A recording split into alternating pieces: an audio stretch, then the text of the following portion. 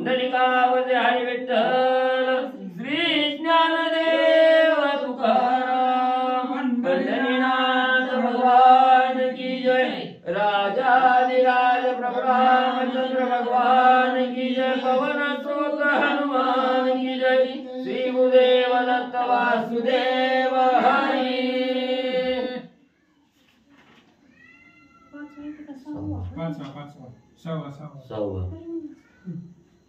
श्री गणेशाय नमः श्री गुरु रामचंद्राय नमः पूर्व प्रसंगी रणांगणी वानरी मारल्या वीर श्रेणी रुधिर वाहता देखोनी श्री राम मनी कळवळला। श्री गणेशाला वंदन करून प्रभू रामचंद्राचं स्मरण आणि सद्गुरूशी शरण जाऊन कथेचं अनुसंधान आहे। प्रभू रामचंद्र राजा सुग्रीव आणि असणारे त्या ठिकाणी म्हणले अंगद जे असणारे जांबवंत काका हे 16 वेळा पर्वतावर त्या ठिकाणी बसलेले वानर मंडळी लंकेमध्ये गेलेले आहेत। असंख्य राक्षसाचा अंत त्या ठिकाणी होऊ लागलेला आहे। रक्त असणारी म्हणजे त्या ठिकाणी राक्षस मरू लागलेले आहेत, रक्ताचे पाठ त्या ठिकाणी वाहू लागलेले आणि हे असणारं दृश्य प्रभू रामचंद्राला दिसलं गेलं। रामाने पाहिलं केलं, अंतःकरण द्रवलं गेलं। कृपेचा सागर असणाऱ्या प्रभू रामचंद्राच्या मनाला त्या ठिकाणी वाटलं गेलं की काय आहे या ठिकाणी असणारा अपराध कोणी केलेला आहे, राजा रावणानं त्या ठिकाणी केलेला आहे। पण मरण कुणाला यायला लागले, जी बाकीची असणारी सालगाड्यासारखी जी सेवक आहेत, राक्षस आहेत, ह्यांना त्या ठिकाणी विनाकारण मरण यायला लागले। म्हणून म्हणले असणारा जो अपराधी आहे तो त्या ठिकाणी बाजूला गेला, निरापराध्याला त्या ठिकाणी प्राण गमावावे लागतात। म्हणून प्रभू रामचंद्राला कळवळा आणि प्रभू रामचंद्र त्या ठिकाणी काय करू लागले, कृपा उपजली रघुनाथा एकाची अपकारता करुणे सकळांचा गाता राजधर्मता हे नव्हे। मग प्रभू रामचंद्राला राजधर्माची आठवण त्या ठिकाणी झाली। सांगितलं गेलं अपराध एकानं केलाय आणि एकाच्या अपराधासाठी म्हणजे अनेकाला शिक्षा त्या ठिकाणी भोगावी लागायला लागली। मग हे असणारं राजधर्मामध्ये त्या ठिकाणी बसत नाही, निरापराध्याला त्या ठिकाणी मरण येता कामा नये याचा विचार प्रभू रामचंद्राने म्हणजे केला। सुग्रीव राजा आणि जांबवंत अंगदादी वानर समस्त नळनिळादी हनुमंत शरणागत विभीषण।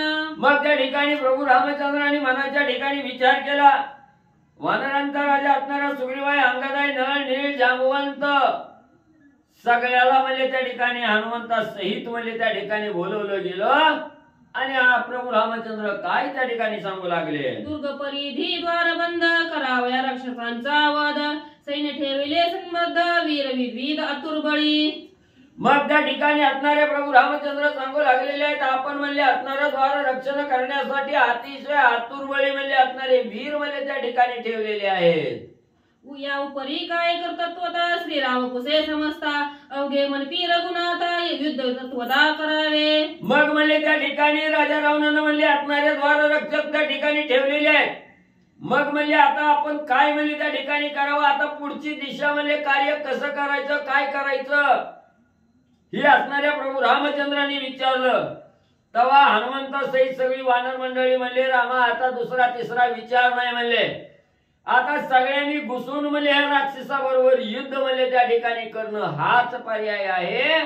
प्रभू रामचंद्राला सांगू लागले, तुम्ही वृद्ध वृद्ध धर्मयुक्त सुबुद्धी बुद्धिवंत या पुढील कर्तव्यार्थ सुनिश्चित मत सांगा। मग त्या ठिकाणी असणारे प्रभू रामचंद्रांनी सांगितलं गेलं की तुम्ही असणारे त्या ठिकाणी म्हणले ज्येष्ठ आहात, वयानंही जास्त आहात, ज्ञानानंही आहात त्या ठिकाणी, बुद्धी ही म्हणजे तुमची अथांग आहे त्या ठिकाणी। म्हणून म्हणले सगळी जण आपापसात त्या ठिकाणी विचार करा, काय निर्णय करायचा आहे, कसं युद्ध करायचंय ह्याचा विचार करा मला म्हणजे तुम्ही सांगा। प्रभू रामचंद्रांनी सांगितलं, वानर भाराच्या गजरी सेतू बांधोनी सागरी रावण मारावया सपरिवारी लंकेवरी आम्ही आलो। मग त्या ठिकाणी वानर मंडळी म्हणू लागली रामचंद्र। मग असणारे प्रभू रामचंद्र त्या ठिकाणी म्हणू लागले की आपण असणाऱ्या राजा रावणाला मारण्यासाठी राक्षसाचा अंत करण्यासाठी म्हणले एवढ्या दुर्धर समुद्रावर असणारा सेतू त्या ठिकाणी बांधला आणि म्हणजे लंकेत म्हणले आपण त्या ठिकाणी आलो प्रभू रामचंद्र सांगू लागले, सैन्य मारावया लंकानाता विचार काय सापयाता ऐसे समस्ती सांगता ते रघुनाथ न मानेची. मग त्या ठिकाणी असणाऱ्या म्हणले वानर मंडळींनी सांगितलं गेलं की म्हणले रामा एवढा समुद्र दुस्तर म्हणले त्या ठिकाणी त्याच्यावर सेतू बांधला, लंकेत म्हणले एवढं कष्ट घेऊन त्या ठिकाणी आलाव. मग आलाव कशासाठी म्हणले नुसतं काय जेवायला या ठिकाणी आलाव का म्हणले. आता मुख्य असणाऱ्या राजा रावणाचा काटा काढायचा आहे, असणाऱ्या म्हणजे कुंभकर्णाचा काढायचा आहे, त्या असणाऱ्या म्हणजे इंद्रजिताला मारायचं आहे, एवढं काम करायचंय म्हणले ना. आता काय करायचं म्हणून विचारायला लाव का म्हणले. आता दुसरा तिसरा काही विचार नाही म्हणले, आता पहिलं म्हणले राजा रावण मारायचा. असं असणाऱ्या वानरांनी प्रभू रामचंद्राला सांगायला सुरुवात केली. जे राजधर्म वेद विहित ते नीची साधे परमार्थ ऐसे धर्म श्री रघुनाथ उपपादित सच्छत्रे. मग एवढं असणाऱ्या वानरांनी त्या ठिकाणी सांगितल्यानंतर प्रभू रामचंद्र विचार करू लागलेले आहे, जेणेकरून असणाऱ्या धर्मालाही खोट त्या ठिकाणी लागू नये, धर्माचं वचनही त्या ठिकाणी म्हणले पाळावं आणि आपलं कार्यही साधलं जाईल, धर्म वचनही पाळलं त्या ठिकाणी जाईल. अशी असणारी युक्ती साधून प्रभू रामचंद्र वानरांना काय सांगू लागले. अतिशयसी अतिसमर्थ शिष्ट धाडावा लंकेयात ऐसे बोलता श्री रघुनाथ वानर समस्त क्षोभले. मग त्या ठिकाणी रामाने सांगायला सुरुवात केली, बाबांनो म्हणले एवढं उतावीळ होऊ नका, आपण असणारा राजधर्म पाळणारे हिंदू आहोत त्या ठिकाणी. मग अगोदर म्हणले राजा रावण एवढा युद्धासाठी उतावीळ झालेला आहे, तर म्हणले आधी आपण जाऊ, कुणाला तरी पाठवू, म्हणले त्या राजा रावणाला समजूतदारीच्या गोष्टी सांगण्यासाठी लावू, आधी शिष्टाई म्हणले त्या ठिकाणी करू. त्याचं ऐकून जर राजा रावणानं मान्य केलं तर म्हणले युद्ध कशाला करायचंय. मग म्हणले एवढी आटाटी करण्या अगोदर राजा रावण त्या ठिकाणी शरण आला, शिष्टाईला मान त्या ठिकाणी दिला तर बघू म्हणले त्या ठिकाणी. मग असणाऱ्या वानरांनी त्या ठिकाणी ऐकलं गेलं हनुमंतरायांनी. सगळ्या वानराला प्रभू रामचंद्रांचा राग त्या ठिकाणी आला. ज्या असणाऱ्या शत्रूनं म्हणले आपली असणारी स्वामीनी त्या ठिकाणी घेऊन गेलेला आहे, चोरून त्या ठिकाणी नेलेली आहे, आणि त्याच्याबरोबर शिष्टाई त्याच्याबरोबर आपुलकीचं बोलायचं का म्हणले त्या ठिकाणी. असणाऱ्या वानरांना त्या ठिकाणी प्रभू रामचंद्राचं बोलणं ऐकून राग आला. आमची चोरोनी नेली सीता आम्हीच शिष्ट पाठवावा आता हे तो अयुक्त रघुनाथा युद्ध करिता भय काय. हे असणारे प्रभू रामचंद्र स्वामीवर या, आपली चोरी म्हणली त्या चोरट्यानं करायची ना, अजून म्हणले त्या शिष्टाईसाठी आपला माणूस म्हणले त्याच्याकडे जायचं का म्हणले त्या ठिकाणी. त्याला गरज नव्हती का म्हणले माफी मागायला यायला. मग आपला माणूस काय म्हणून तिथं म्हणले त्या ठिकाणी पाठवावा, ही योग्य म्हणले तुमचं बोलणं वाटत नाही. वानर बोलू लागले, नाही पाहटलो रणी नाही युद्ध आले उने यावरी शिष्ट धाडणे लाजिरवाने आम्हासी. मग वानर म्हणू लागली, रामा तुमच्या मनात एवढा विचारच का त्या ठिकाणी आला. राजा रावणा बरोबर असणारी शिष्टाई करण्यासाठी मला आपला असणार म्हणले त्या ठिकाणी वानर पाठवू. आम्ही काय म्हणजे तुम्हाला असणारं युद्ध करताना थकलेलो दिसलो का, हारलेलो दिसलो का, आम्ही असणाऱ्या रणभूमीला पाठ त्या ठिकाणी दाखवली का, आम्हाला काही वेदना त्या ठिकाणी झाल्या का, तुम्ही कशा आम्हाला आमच्यामध्ये कमीपणा त्या ठिकाणी बघितला, काय तुम्हाला उणीव आमच्यामध्ये त्या ठिकाणी दिसली की असणाऱ्या राजा रावणाला शिष्टाईसाठी म्हणजे पाठवू, म्हणून म्हणले असा तुम्ही विचार का त्या ठिकाणी केला. ऐसे बोलता समस्त श्रीराम सांगे राजधर्मार्थ भूत दया आणि परमार्थ समचित्त उपपादी. मग त्या ठिकाणी एवढं वानरांचं बोलणं प्रभू रामचंद्रांनी ऐकलं गेलं आणि थोडं वानराला शांत त्या ठिकाणी केलं आणि असणारं म्हणजे धर्म वचन प्रभू रामचंद्र त्या ठिकाणी सांगू लागलेले आहेत, जेणेकरून ज्यांनी अन्याय त्या ठिकाणी केलेला नाही, निरापराध जे आहेत त्यांनाही त्या ठिकाणी आपल्या युद्धाची बाधा त्या ठिकाणी होऊ नये, निष्कारण त्यांचाही प्राण त्या ठिकाणी जाऊ नये आणि आपलं धर्म वचनही त्या ठिकाणी पाळलं गेलं पाहिजे. अशी असणारी युक्ती साधून प्रभू रामचंद्र वानरांना काय सांगू लागले. युद्ध धर्म चतुर्विध रसाम दाम दंड भेद अनादीत सिद्ध हे प्रसिद्ध एक विशद विभाग. मग त्या ठिकाणी असणार म्हणजे प्रभू रामचंद्र म्हणजे त्या ठिकाणी सांगू लागलेले आहेत. धर्म काय सांगतं, सुरुवातीला असणारा म्हणजे त्या ठिकाणी 4 आयुध म्हणजे वापरायची, साम दाम दंड आणि भेद म्हणजे. पहिल्यांदा असणारा त्या ठिकाणी समजूतदारपणा करायचा, शिष्टाईसाठी पाठवायचं की राजा रावणा तू आमच्या असणाऱ्या स्वामीची कांता त्या ठिकाणी चोरून आणलेली आहे ती रामाची रामाला दे.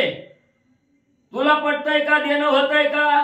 जर ती नाही म्हणला तर पुन्हा म्हणले असणारा त्या ठिकाणी म्हणले दाम लावायचा. मग तुला याचा असणारं फळ त्या ठिकाणी भोगावं लागेल, तुला असणाऱ्या युद्धाला सामोरं जावं लागेल.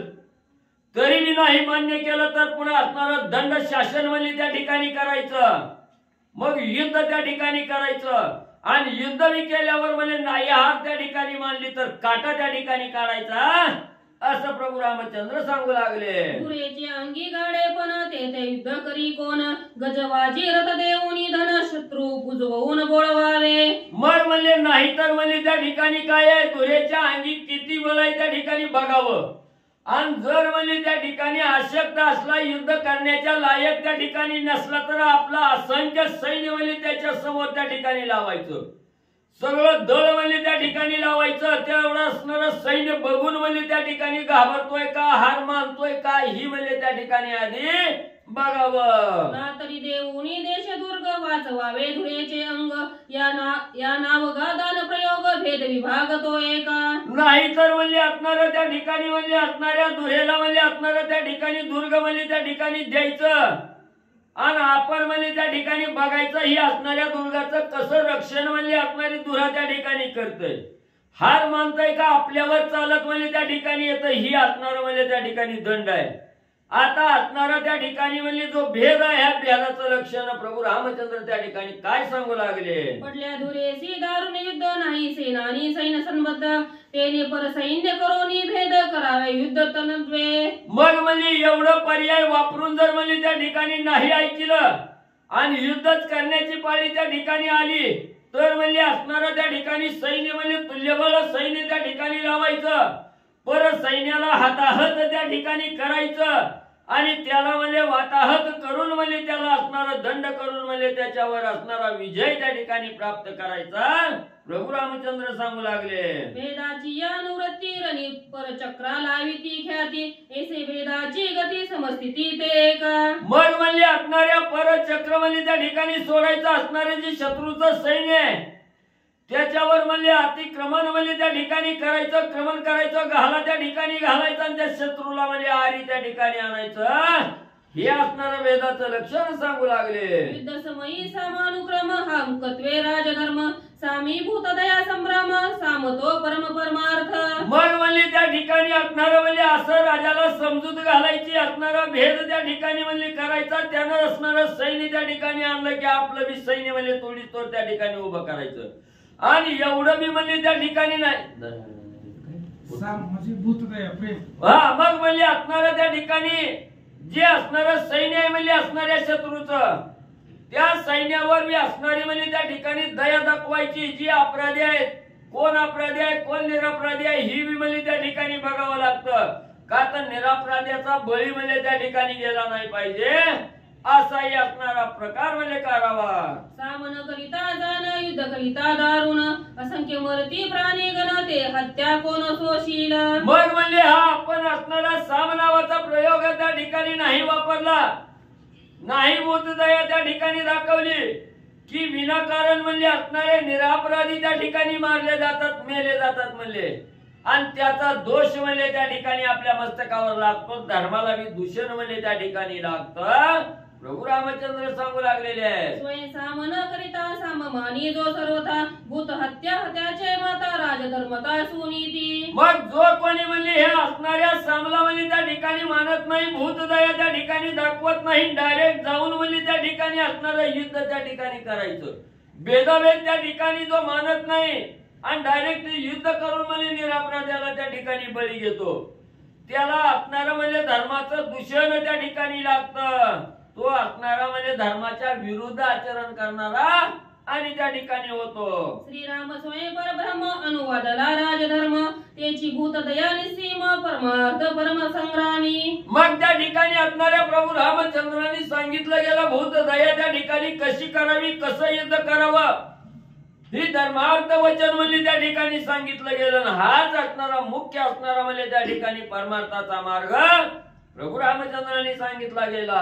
करिता युद्ध रणकंदरार्थ तेची लाभे पै परमार्थ, ऐसे बोलता रघुनाथ वेद विस्मित विरीची. मग प्रभू रामचंद्रांनी सांगितलं गेलं जरी म्हणजे युद्ध करत असताना त्या युद्धामधून सुद्धा आपला परमार्थ त्या ठिकाणी करावा. युद्ध म्हणजे काय असणाऱ्या दुष्टाचं निर्जलन त्या ठिकाणी करायचंय, अहंकाराचं असणारं हनन त्या ठिकाणी करायचंय, गर्वाचं हनन त्या ठिकाणी करायचंय. पण म्हणजे त्या ठिकाणी या असणाऱ्या अहंकाराला गर्वाला संपवत असताना परमार्थाला त्या ठिकाणी म्हणजे बुडता कामा नये. म्हणून असणारा त्या ठिकाणी परमार्थ कसा घडतोय तर जी असणारी भूतदया आहे ती भूतदया दाखवायची. जे निरापराधी त्या ठिकाणी मरतील त्यांना त्यापासून त्या ठिकाणी वाचवायचं, निरापराध्याचा बळी त्या ठिकाणी घ्यायचा नाही. हाच असणारा युद्ध करत असताना परमार्थ साधावा ही प्रभू रामचंद्रांनी सांगितलं गेलं. तेव्हा असणाऱ्या ब्रह्मदेवाला सुद्धा म्हणजे त्या ठिकाणी नवल वाटू लागलं रामाचं. स्वधर्म बोलता रघुपती चाटकला बृहस्पती, चाटकल्या वेदश्रुती टकमकती शास्त्रार्थ. मग प्रभू रामचंद्रांनी एवढं असणारं धर्मवचन त्या ठिकाणी सांगितलं गेलं. हे बोलणं असणाऱ्या देवाचे गुरु बृहस्पती आहेत, बरोबर आहे का? ह्या असणाऱ्या बृहस्पतीला सुद्धा नवल वाटलं, चाकाटले गेले. एवढंच नाही असणाऱ्या ब्रह्मदेवाला सुद्धा प्रभू रामचंद्राचं बोलणं ऐकून नवल त्या ठिकाणी वाटू लागलं. गीते माझी श्री भगवंत युद्ध बोलिला परमार्थ, तोची अनुवादे श्री रघुनाथ तोची श्लोकार्थ अवधारा. मग असणारी गीता असणार म्हणजे त्या ठिकाणी युद्ध करत असताना म्हणजे परमार्थ कसा साधायचा, युद्ध कसं करायचं हे असणाऱ्या भगवंतानी म्हणजे गीतेमध्ये त्या ठिकाणी सांगून ठेवलेलं आहे. आणि तेच गीतेतला बोध म्हणजे इथं प्रभू रामचंद्र त्या ठिकाणी सांगू लागलेले आहेत. याचं नवल म्हणजे असणारे त्या ठिकाणी सर्वांना वाटू लागलं. ज्यासी नाही रणाभिमान कर्मी नाही कर्माभिमान, ज्यासी देही नाही देहाभिमान तू जाण नित्य मुक्ता. मग त्या ठिकाणी असणार म्हणजे गीतेमध्ये असं मग असणाऱ्या गीतेमध्ये काय त्या ठिकाणी सांगितलं, ज्यानं म्हणजे असणारं एखादं श्रेष्ठ कर्म त्या ठिकाणी केलं त्याला त्या कर्माचा थोडा सुद्धा लवलेश मध्ये असणाऱ्या अहंकाराचा त्या ठिकाणी लागत नाही, गर्वाचा बाधा त्या ठिकाणी होत नाही. अहंकार ज्याला म्हणजे कर्म करून त्या ठिकाणी होत नाही, किंवा धर्मानं नीतीनं जो वागतोय त्याला म्हणजे मी असा वागतोय ह्याचा असणारा ताटा त्या ठिकाणी चढत नाही. असाच साधक म्हणजे त्या ठिकाणी देहावर असून सुद्धा विधेय अवस्था म्हणजे त्या साधकाला प्राप्त होते. ते जे जे करीती कर्माचरण ते कर्माची होय परब्रह्म, त्याची नाही दोष दर्शन चैतन्य घन निज दृष्टी. मग कर्मावर जे म्हणजे त्या ठिकाणी करून म्हणजे अलिप्त त्या कर्मविरहित अलिप्त त्या ठिकाणी राहतात त्या साधकाच्या हातून होणारं प्रत्येक कर्म हे असणारं ब्रह्मस्वरूप म्हणजे त्या ठिकाणी होतं. ते कर्म करून कर्माच्या विरहित म्हणजे असणारा अलग म्हणजे तो साधक त्या ठिकाणी राहतो, ब्रह्मस्वरूपाला तो साधक म्हणजे जातो. ज्याच्या बुद्धीचा पैठाई देह देही दोन्ही नाही, कर्म बाधा त्यानं बाधी काही ते देही विदेही ते पुरुष. ज्याला या असणाऱ्या देहाचे असताच नाही, हा देह माझा नाहीच असं ज्या साधकाला त्या ठिकाणी वाटतं, देहावर असून सुद्धा विदेही अवस्था त्या ठिकाणी ज्या साधकाला प्राप्त होते, तो देहावर उदास त्या ठिकाणी होतोय, तोच खरा म्हणजे परब्रह्म स्वरूपाला त्या ठिकाणी लीन होतो. ऐशा पुरुषी करितारण मरते मारिते नाही जाण, ठसठ सोनी पूर्ण करीती रण रण मारे. मग असा जो साधक आहे ह्या देहाला मी त्या ठिकाणी मानत नाही, देहावर उदास आहे, देह असून विदेही अवस्थेत आहे, त्याच्या हातून म्हणजे कुठलंही कर्म त्या ठिकाणी घडलं तरी ते कर्म मी केलंच नाही असा जाणणार आहे. त्या ठिकाणी त्या कर्मापासून असणाऱ्या त्या ठिकाणी म्हणजे दूषण जरी लागलं तरी त्या साधकाला त्या ठिकाणी प्राप्त होत नाही असं असणाऱ्या गीतेमध्ये त्या ठिकाणी सांगितलं गेलं. त्याचा वृत्तांत या ठिकाणी सांगू लागले. ब्रह्मा पाहोनी तटस्थ झाला तो तव सर्व गुणे प्राशिला, त्रिगुणा निजगुणे राधुला युद्धित गटला तो शूर. मग त्या ठिकाणी असणाऱ्या ब्रह्मदेवानी सुद्धा हे वचन त्या ठिकाणी ऐकलं गेलं आणि सांगितलं गेलं. हे युद्ध करत असताना म्हणजे जो असणारा साधक पूर्ण परब्रह्म स्वरूपाला त्या ठिकाणी लीन होतोय आणि हे युद्धाचं कार्य त्या ठिकाणी करतोय, त्यावेळेस त्या साधकाला ह्या युद्धामध्ये काही असणारं पापात्मक कर्म जरी घडलं तरी त्या कर्माच्या विरहित हा साधक त्या ठिकाणी राहतो, त्याची बाधा म्हणजे त्या साधकाला होत नाही. एवढं श्रेष्ठ वचन असणाऱ्या गीतेमध्ये सांगितलं गेलं. समोस धर्माची कथा स्वयं सांगता श्री रघुनाथा, अतिविस्मित हनुमंता जाबुवंता तटस्थ. मग एवढं असणारं धर्म वचन म्हणजे नीतीचं प्राप्तीचं वचन म्हणजे प्रभू रामचंद्रांनी सांगितलं गेलं. हनुमंतानं ऐकलं गेलं. हनुमंताला सुद्धा आश्चर्य वाटलं. श्रेष्ठ वयोवृद्ध असणाऱ्या ज्ञानी असणाऱ्या जामवंत काकांनी बोलणं ऐकलं गेलं. या प्रभू रामचंद्राच्या बोलण्यापुढे जामवंत काकाला काय बोलावं ही त्या ठिकाणी सुचलं नाही. तटस्थ अवस्था त्या ठिकाणी झाली. एकटक रामाकडे बघू लागले. कोणी श्रीरामाचे वचन हनुमंत घाली लोटांगण अंगद सुग्रीवादी बिभीषण वानर गण समयोगे. मग हे धर्म वचन प्रभू रामचंद्राच्या मुखातून पडलेलं ऐकलं गेलं. सगळ्याला आश्चर्य त्या ठिकाणी वाटलं. सगळी वानर सेना त्या ठिकाणी उठली. अंगदजी उठले. नळ नीळ जामवंत काका हनुमंतराया उठले. सगळी जण विभीषणासहित प्रभू रामचंद्राच्या चरणाचं दर्शन घेऊ लागले. येथोनिया श्री रघुनाथ आमुच्या खुंटल्या आमुच्या युक्ती खुंटल्या. आता तुझा मानेल अनुमता त्या कार्याता तू करी. लगेच असणारे हनुमंतरायाने हात जोडला. प्रभू रामचंद्राच्या समोर हात जोडून उभा राहिले आणि सांगितलं, रामा तुमच्या मनोगता पुढे आमचा विचार सगळं म्हणजे खुटलं. तुम्ही जे धर्मवचन सांगितलं हे ऐकून आमचं सगळं विचार म्हणजे त्या ठिकाणी संपलं गेलं. आता तुम्ही जे सांगचाल जसं सांगचाल तसं म्हणजे कार्य त्या ठिकाणी करू म्हणून हनुमंतरायांनी सांगितलं गेलं. हे कोणी वानराचे वचन स्वयंपुसे पै सर्वज्ञ शिष्ट पाठवावा कोण तो निवडून मत सांगा. मग जेव्हा सगळ्या वानराकडून अनुमती त्या ठिकाणी मिळाली, संमती मिळाली, तेव्हा प्रभू रामचंद्रांनी सांगितलं की बाबांनो मग आता आपण म्हणजे शिष्टाई करण्यासाठी राजा रावणाकडे म्हणजे त्या ठिकाणी कुणाला तरी पाठवायचंय. कोण आहे म्हणजे असणारा हुशार म्हणजे त्या ठिकाणी कोण आहे म्हणजे तुमच्यामध्ये त्याचं असणारं नाव म्हणजे मला त्या ठिकाणी सांगा. प्रभू रामचंद्रांनी विचारलं गेलं. शिष्ट नसावा महाभेड शिष्टेनं धरावी भीड शिष्ट बोलला सुघड निधड प्रौढी निजबळे. मग प्रभू रामचंद्रांनी सांगत असताना सांगितलं गेलं की जो असणारा शिष्ट म्हणजे शिष्टाई करण्यासाठी पाठवायचा आहे त्याची लक्षणे प्रभू रामचंद्र सांगू लागले. अतिशय भीती घेणारा म्हणजे पहिला असणारा शिष्ट त्या ठिकाणी नसावा.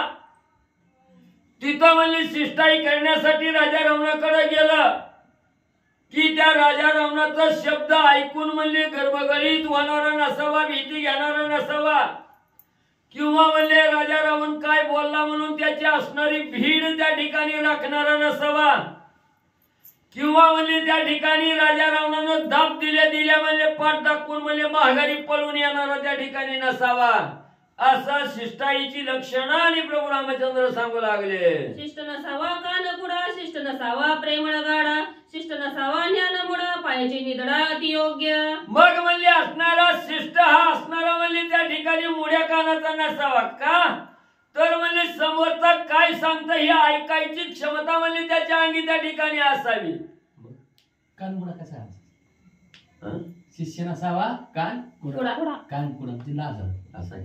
मग म्हणजे असणारा शिष्ट म्हणजे त्या ठिकाणी तिथं गेल्यावर कसं बोलावं काय बोलावं लाजच वाटती त्याच्याकडे जावंच का नग असं म्हणजे त्या ठिकाणी लाजाळूपणा करणारा नसावा, किंवा म्हणजे असणारा त्या ठिकाणी शिष्टाई करण्यासाठी गेलाय समोरचा लय ब्याही लागलाय म्हणून त्याच्यावर म्हणजे माया दाखवणारा प्रेम करणारा त्या ठिकाणी नसावा, किंवा म्हणजे त्या ठिकाणी त्यानं म्हणजे असणारं काहीतरी असणारी लोलुपता त्या ठिकाणी दाखवली, आशा दाखवली की त्या आशेला सुद्धा बोली पाडणारा म्हणजे त्या ठिकाणी आणि नसावा. शिष्ट पाहिजे अति चतुर उत्तरी देणे प्रत्युत्तर राहोनिया दुरे समोर अति प्रखर बोलका. आणि एवढंच नाही असणारा शिष्य म्हणजे असणारा शिष्ट म्हणजे त्या ठिकाणी अज्ञानी म्हणजे त्या ठिकाणी नसावा. अज्ञान हे मूळ आहे म्हणजे त्या ठिकाणी असणारं ज्ञान आणि ज्ञानी त्या ठिकाणी असावा. एवढंच नाही म्हणजे असणारा शिष्ट हा त्या ठिकाणी म्हणजे समोरच्याचा ऐकून घ्यायचं ना आपण त्या ठिकाणी गप्प बसायचं असं नसावं. समोरचा बोलल त्याला म्हणजे ताबडतोब त्या ठिकाणी हजर जबाबी त्या ठिकाणी असावा. तोडी तोड उत्तर देणारा म्हणजे त्या ठिकाणी असावा, लाजाळू नसावा असं प्रभू रामचंद्र सांगू लागले. दुरे समुख बोलता सभा क्षोभन उपजे चित्ता आपुल्या दावोनी पुरुषार्था स्वामी कार्यार्था साधक. मग म्हणजे असणाऱ्या त्या ठिकाणी राजा रावण सभेच्या ठिकाणी राजा रावणाला त्या ठिकाणी आपण म्हणजे शिष्टाई करत असताना बोलत असताना म्हणजे मधीच कोणतरी म्हणजे असणाऱ्या राजा रावणाचा म्हणजे त्या ठिकाणी लोक उठतील. त्याने असणारा राग त्या ठिकाणी धरून म्हणजे आपल्याला त्या ठिकाणी बोलली तरी म्हणले त्याचा राग म्हणले मनात म्हणजे धरणारा नसावा म्हणले त्या ठिकाणी. त्या रागावर नियंत्रण करणारा त्या ठिकाणी असावा ना आपलं वचन पटवून म्हणले समोरच्याला सांगणारा त्या ठिकाणी असावा. एवढा ज्ञानी म्हणले शिष्ट असावा. दूत पाहिजे अत्यंत लाठा शोभल्या गांजी दशकंठा रावण सभेचा उत्मत दाटा तो वाटी वा पाटण नभते. मग म्हणले असणारा दूत म्हणले आपला त्या ठिकाणी शिष्टाईसाठी पाठवलेला म्हणले कसा असावा. अतिशय श्रेष्ठ बलवान सबळ बळ म्हणले त्याच्या अंगी त्या ठिकाणी असावं.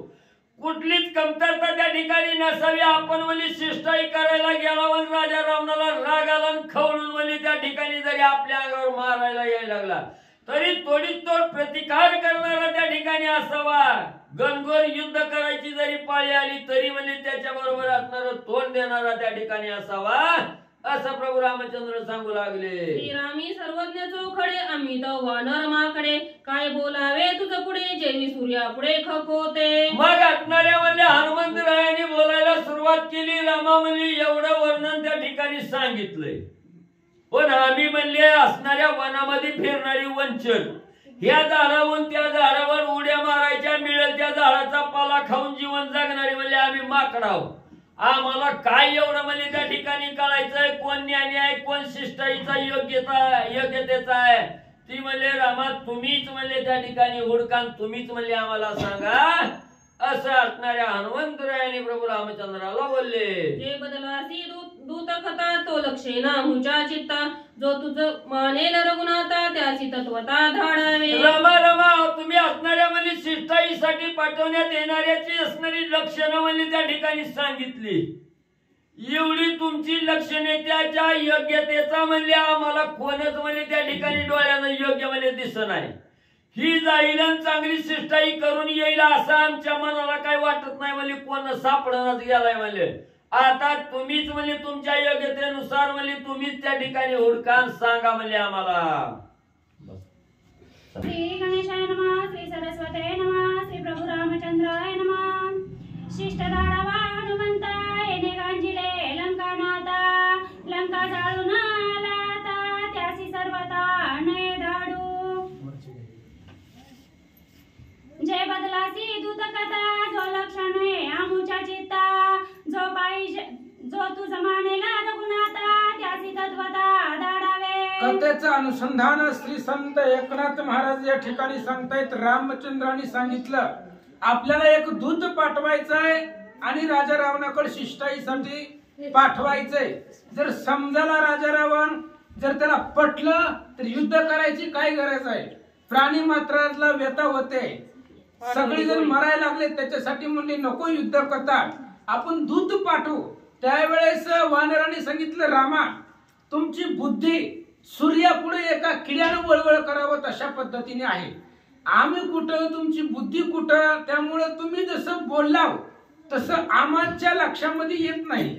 मग तुम्हीच नजर टाका या वानरांवरती. जर तुमच्या बुद्धीला जो वाटेल तुम्हाला जो योग्य वाटेल तुमच्या मनामध्ये जो वानर येईल त्याला शिष्टाईसाठी तुम्ही पाठवा असं रामचंद्र सांगू लागले. शिष्ट धाडावा हनुमंता येणे गांजिले लंकानाथा लंका जाळून आला आता त्यासी सर्वता नये धाडू. आणि रामचंद्र विचार करतात कुणाला पाठवायचं. पहिलं नाव हनुमंताचं घेतलं. हनुमंताला जर पाठवलं तर कालच लंका जाळून आलेला आहे. मग ह्याला जर परत परत पाठवलं तर रावण काय विचार करील ह्यांच्याकडे दुसरा वानर नाही. सारखं सारखं त्यालाच पाठवतात मग दुसरं कोण आहे का नाही असं वाटेल पुढच्या व्यक्तीला. शत्रूला असं वाटेल हनुमंताशिवाय ह्यांच्याकडे दुसरा योद्धाच नाही. त्याच्यामुळं परत परत त्याला पाठवायचं नाही. एकदा जाऊन आलाय लंका जाळून आलाय होय लंका जाळून आलाय परत माघारी पाठवायचं नाहीये असा विचार करू लागले.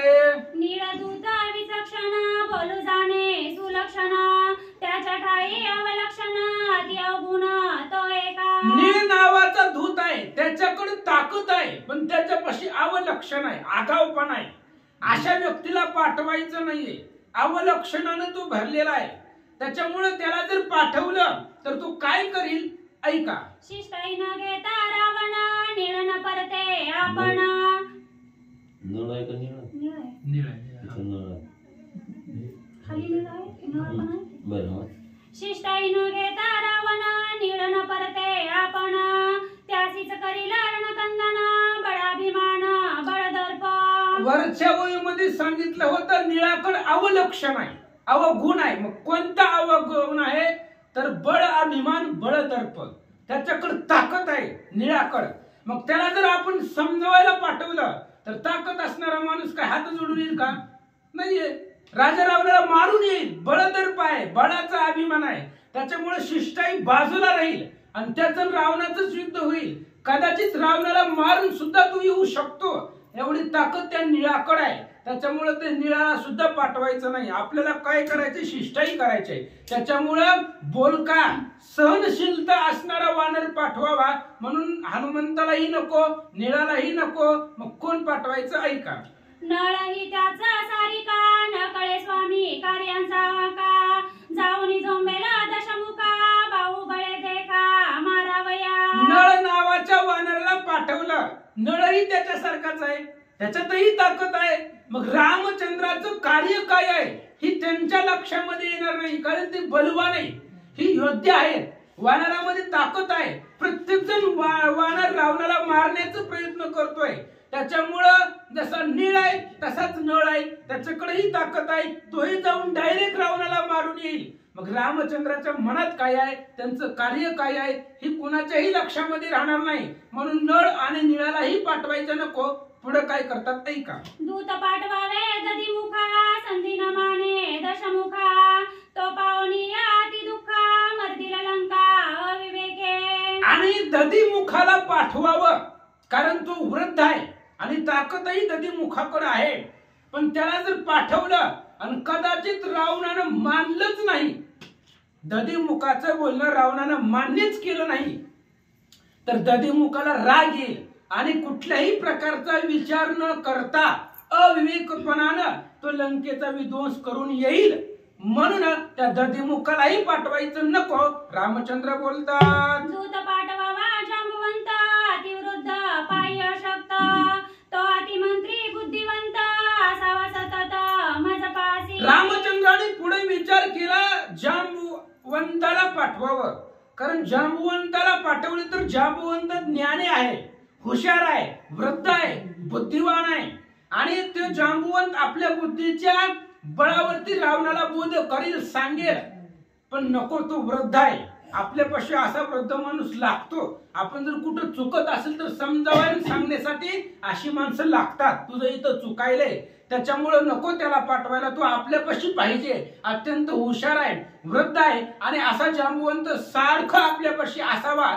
म्हणून त्यालाही पाठवायचं नको असं रामचंद्र बोलतात. दूतत्वे दाढूपणाचा परितो अतिशय कर्कश नेने सदुक्ती अनुप्रवेश झोंबेला उदास दशकंठा. पणस नावाचा वानर, त्याला जर दूताचं कार्य दिलं तर तो सुद्धा कसा आहे? कर्कश आहे. पुढच्या माणसाचं ऐकून घेण्याची क्षमता त्याच्याकडे कमी आहे. आपलंच खरं म्हणणारा तो आहे पणस. त्याच्यामुळे रावण काय बोलतोय, काय त्याच्याकडून उत्तर येतं हे ऐकणार नाही. त्याच्यामुळे जाऊन झोंबेला त्याला मारण्याचा प्रयत्न करील रावणाला. त्यामुळे त्या पणसालाही पाठवायचं नको. रामचंद्र बोलतात. दूत दाढिता कुमुद करील रावणासी विवाद बोलता बोलता चढेल क्रोध करील उपमर्द लंकेशा. रामचंद्राने पुढचा वानर डोक्यामध्ये आला, विचारामध्ये आला, कुमुद. कुमुद नावाच्या वानराला पाठवावं, पण त्याच्यापाशी राग जास्त आहे. रागीट माणसाला पाठवायचं नसतं. पुढचा माणूस काय बोलतोय ऐकून घेण्याची क्षमता त्याच्यामध्ये नसते. राग येईल आणि रागामध्ये रावणाचं बोलणं वाढेल, ह्याचं बोलणं वाढेल. मग बोलता बोलता बोलता भांडणाला सुरुवात होत असते. त्याच्यामुळे कोणीतरी बोलत असताना आवरावं लागतं आणि ह्याला राग सहन होत नाही या कुमुदाला. त्याच्यामुळे बोलता बोलता राग वाढेल आणि तो रावणाबरोबर युद्ध करेल. म्हणून त्या कुमुदालाही पाठवायचं नको असा विचार करतात. दूत पाठवावा सुषेण चतुर बोलका सुलक्षण संधी न मानता रावण देईल प्राण सीतेसाठी. आणि सुषेणाला पाठवावं. वालीचा सुग्रीवाचा असणारा तो सासरा आहे. आणि सुषेण कसा आहे? जांबुवंताच्या वयाचे होते. त्याच्यामुळे तो हुशार आहे, त्याच्यापाशी ज्ञान आहे, पण असं होईल सुसेनाकडे रावणाला मारण्याची ताकद कमी पडते. जर कदाचित सुसेनाला पाठवलं आणि रावणानं ते मान्यच केलं नाही तर सुसेन असा योद्धा आहे, रामचंद्राच्या कार्यासाठी सीतेचा जीव वाचवण्यासाठी तो प्राण देईल, मागं बघणार नाही, तो जीव द्यायला सुद्धा मग पाठीमागं पाहणार नाही, असा सुसेन आहे. त्यामुळं आपला माणूस जाऊन तिथं मरण्यामध्ये काय अर्थ आहे, आपल्या शौर्याला आपल्या प्रतापाला काय ताकद आहे, काय करायचं, म्हणून त्या सुसेनाला सुद्धा पाठवायचं नको. रामचंद्र बोलतात, श्रेष्ठत्व दूता केसरी त्यासी रावणाचा राग भारी, सर्प मुंगुसाच्या परी परस्परे भिडतीला. आणि केसरी नावाचा असणारा दूत त्याला जर पाठवावं तर त्याचं आणि रावणाचं आधीपासूनच वैर आहे, त्याचा राग रावणाचा राग त्या केसरीच्या मनात भरपूर आहे. आणि आपण जर अशात पाठवलं तर मग आधीच वैर असताना पाठवायचं नाही, ती संधी बघत असताना मारायची. त्याच्यामुळे ते केसरीला नको पाठवायला. जसं सापाचं आणि मुंगुसाचं वैर असावं तशा पद्धतीने केसरीचं आणि रावणाचं वैर आहे, म्हणून त्यालाही पाठवायचं नको. रामचंद्र बोलतात,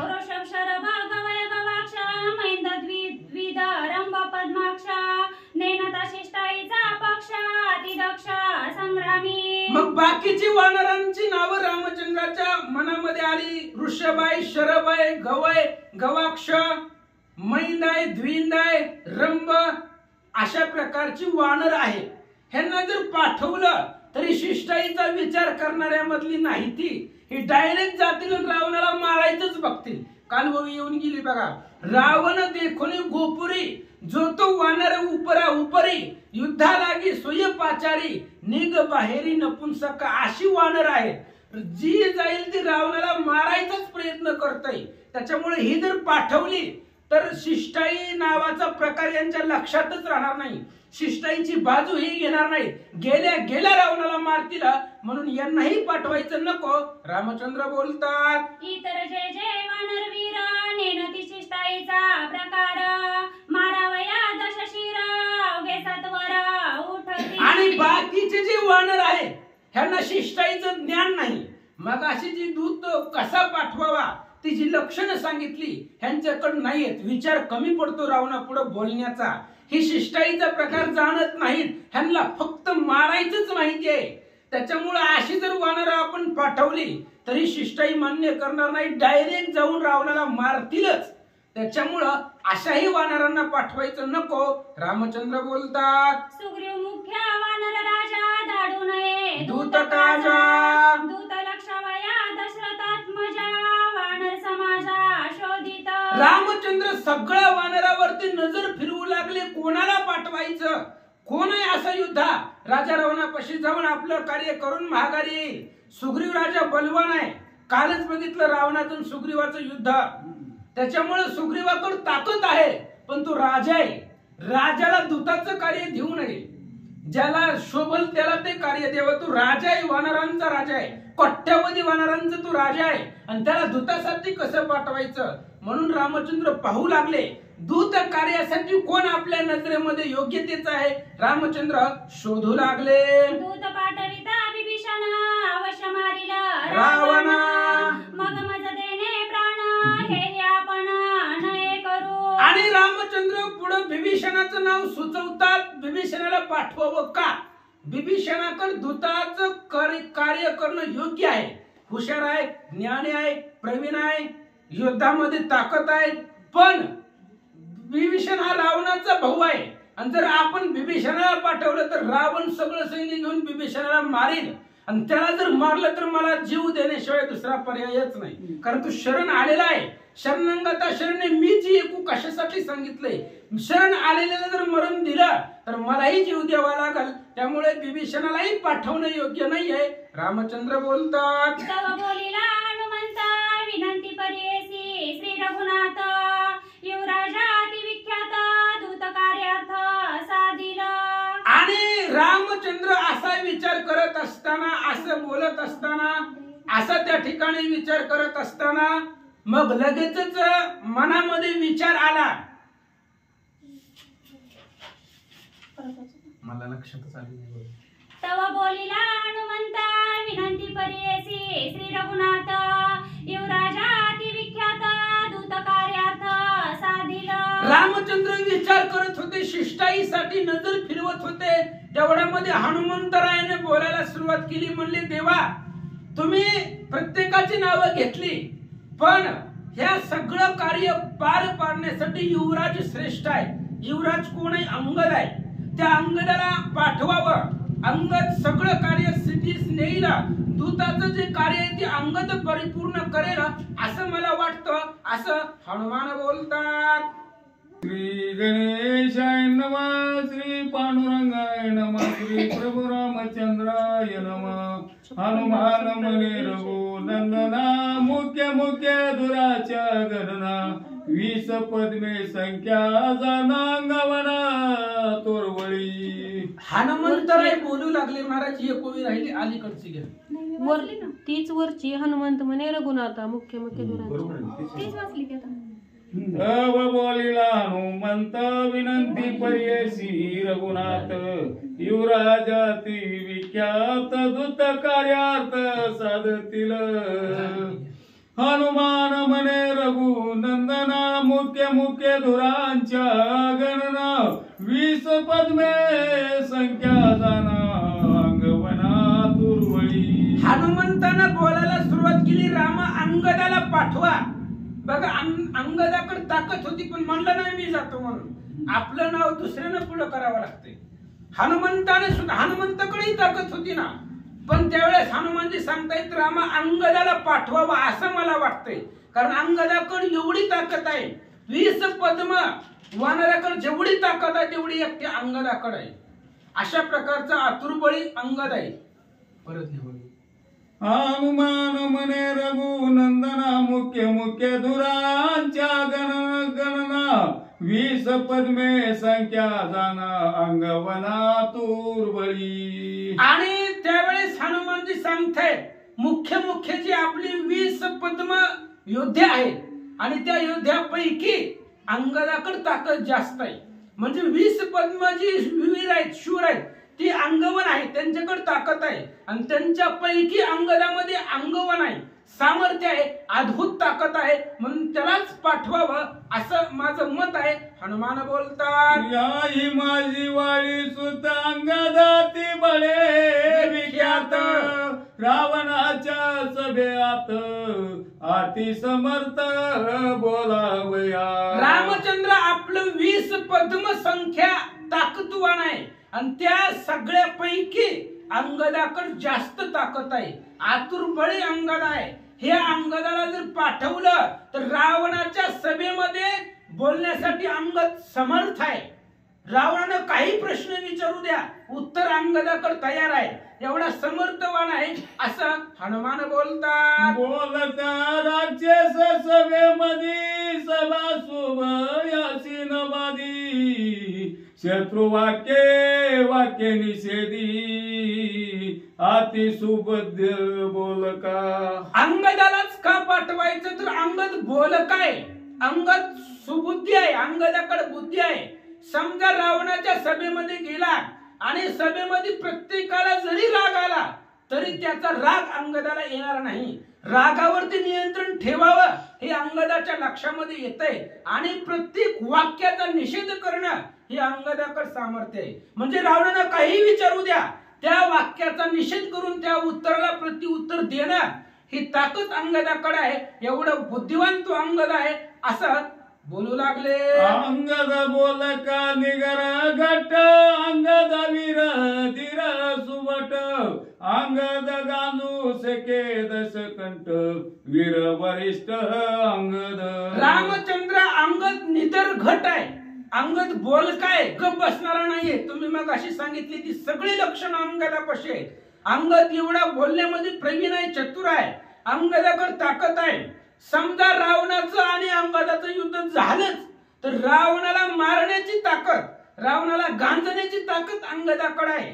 म्हणजे प्रत्येक युक्तीनं, तुम्ही टाकलेल्या नियमानं प्रत्येक अटीमध्ये अंगद बसतोय असं हनुमान बोलतात. अंगदा माझी परम धीर, अंगदातिशयसी सुर. अंदाचा निज निर्धार, अति गंभीर शिरोध. रामचंद्र अंगद हा शूर आहे, अंगदापाशी ताकद आहे, धीर वीर अंगद आहे. अंगदापाशी आघात सामर्थ्य आहे. कदाचित रावणाला मारण्याचं सुद्धा सामर्थ्य अंगदापाशी आहे. त्यामुळे अंगदाचं वर्णन, अंगदाचं नाव घेऊन हनुमान बोलू लागले. चलावया रावणासी युक्ती अंगदा माझी अति उत्पत्ती.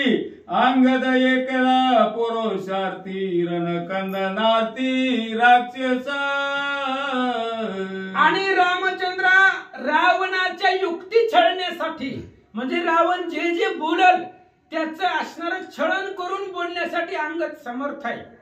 प्रत्येक वाक्य रावणाचं कसं त्याच्यावरतीच बदलायचं, त्याच्यावरतीच पलटायचं ही अंगदाकडे युक्ती आहे. प्रत्येक वाक्याचा निषेध करणं ही अंगदाकडे सामर्थ्य आहे. अंगद एकला एक पुरुषार्थ आहे. अंगद बलवान आहे, अंगद समरधीर आहे, वीर आहे, शूर आहे. हनुमान सांगतात अंगद निधडा स्वामी कार्यार्थी. अंगदा पाशी अनेक युक्ती. अंगदांगी अगाध शक्ती रणकंदनार्थी राक्षसा. रामचंद्र अंगद निधडा आहे, निधड्या छातीचा आहे. तो घाबरणाऱ्यापैकी नाहीये आणि स्वामी कार्यासाठी तो प्रवीण आहे. स्वामीचं कार्य परिपूर्ण सिद्ध करण्यासाठी अंगदापाशी अनेक युक्ती आहे. सगळ्या युक्ती अंगदापाशी आहेत. रावणाला कोणतंही वापरू द्या, प्रत्येक शब्दाला प्रत्युत्तर देणं ही अंगदापाशी आहे. आणि जर सगळीच राक्षस जरी मारायला आली तरी त्या राक्षसांना दमवण्याचं, त्या राक्षसांना मारण्याचं सामर्थ्य अंगदाकडे आहे. हनुमान सांगतात अंगद वाळीचा लाडका सुत दूत कार्यार्थी योग्य युक्त. आयसे बोलता हनुमंत श्री रघुनाथ तोषला. हनुमंतानं अंगदाचं नाव सांगितल्याबरोबर रामचंद्राला आनंद वाटला. महाराज तुका म्हणे तुम्ही निरविल्यावरी मज मग हरी उपेक्षिना. साधू संतांनी जर आपलं नाव पुढे केलं तर भगवंत त्याची उपेक्षा करत नाहीयेत. हनुमंतानीच नाव पुढे केल्यानंतर ना रामचंद्र काय पाठवणार नाहीत का अंगदाला? पाठवणारच आहे. कारण नाव कोणी घेतलंय? मोठ्याने नाव घेतलेलं आहे. अंगदाचं नाव हनुमंताने घेतलेलं आहे. त्यामुळे हनुमंताचीही बोलण्याची उपेक्षा करायची नाही. म्हणून अंगदाचा पुरुषार्थ साटोप ऐकला. रामचंद्राला संतोष वाटला, आनंद वाटला. काय बोलता आचारोनिया अंगदासी श्रीरामालंगी हृदयासी. शिष्ट जावोनी रावणापासी सांगी त्यासी महद्वाक्य. आणि लगेचच हनुमंताचं बोलणं ऐकल्याबरोबर रामचंद्राने अंगदाला बोलवल्याबरोबर गाढ अशा प्रकारचं आलिंगन दिलं. अंगदाला मिठी मारली भगवंताने आणि अंगदाला जवळ बोलावलं. आणि रामचंद्र सांगू लागले, अंगदा लंकेमध्ये राजा रावणाकडे जायचं आणि मी जे बोलणार आहे, जे माझी वाक्य आहेत ते वाक्य रावणाला सांग. काय सांगायचं ऐका. दंडासी कारण मुख्य चोरी तुवा चोरिली माझी नारी. तुझ दंडा वया बाणधारी आलो मी निर्धारी सीताकांत. आपलं जे मुख्य कारण आहे, निरूप आहे, तो अंगदापाशी रामचंद्र सांगताय. जाऊन रावणाला असं सांगायचं, तुला दंड करण्याचं कारण म्हणजे मुख्य तू चोरी केली आणि चोरी माझ्या बायकोची केलेली आहे. माझ्या पत्नीचं तू हरण केलेलं आहे आणि तिची सोडवण करणं माझं कर्तव्य आहे. आणि त्या सीतेला सोडवण्यासाठी आम्ही इथं आलेलो आहोत. त्यामुळं रामचंद्र काय बोलतात ऐका. मोके परदार हरण तुझ्या मरणा ह्याची कारण. सुटल्या माझे धुरंधर बाण तुझ कोण राखील. अंगदा त्या रावणापाशी जायचं, रावणाला सांगायचं मुख्य असणारा अपराध तो केलेला आहे. पहिला म्हणजे चोरी आणि दुसरी म्हणजे परस्त्रीचं हरण केलेलं आहे. माझ्या पत्नीचं हरण केलेलं आहे. ही दंड करण्यासाठी योग्य आहे. त्यामुळे जर माझे बाण सुटले तर रावणा तुला जगतामध्ये कोणीही वाचवणार नाही असं तू रावणाला सांग. अंगदापाशी रामचंद्र बोलतात दशमुखास बंधू सुपुत्र सैनिक आराक्षसी करीन लंका बाण संपर्का निज नेटे.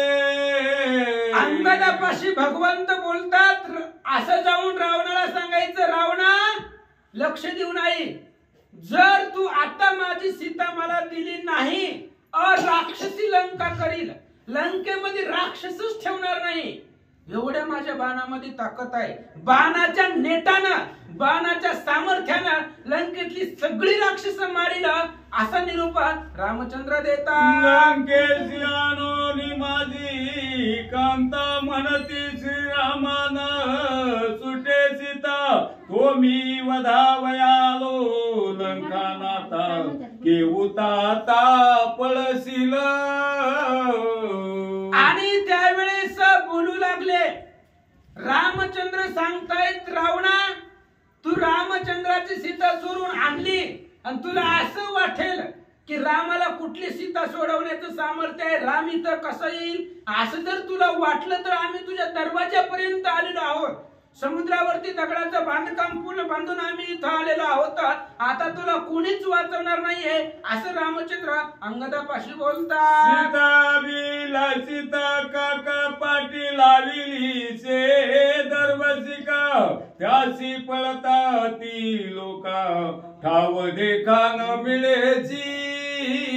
रामचंद्र सांगतायत, अंगदा पाठीमाग घडलेली कथा आहे, ज्यावेळेस सुदसुव नावाचा गंधर्व कावळ्याच्या रूपामध्ये सीतेला छळण्यासाठी आलेला होता, तेव्हा सीतेच्या सांगण्यावरून मी फक्त काडी, तिच्यावरती इशिका नावाचा मंत्र म्हटला आणि ती काडी त्या कावळ्याच्या पाठीमागे सोडली, तर त्या असणाऱ्या काडीची सोडवण कावळ्याची जगतामध्ये कुणीही करू शकलं नाही, एवढं ध्यानपूर्वक राजा रावणाला सांगा. रामचंद्र बोलतात, मागतो मजाला शरण म्यावाम नेत्र घेऊन, त्याचा वाचविला प्राण विंदान इशिकेचे.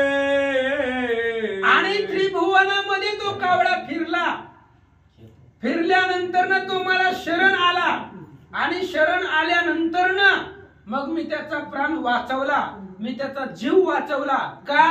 शरण आल्यामुळं वाचवला. म्हणजे असं सांगायचंय, तू जरी शरण आला तरी सुद्धा मी तुला वाचवतो, तुला मारित नाही. जसं कावळा शरण आला तसं तू मला शरण ये.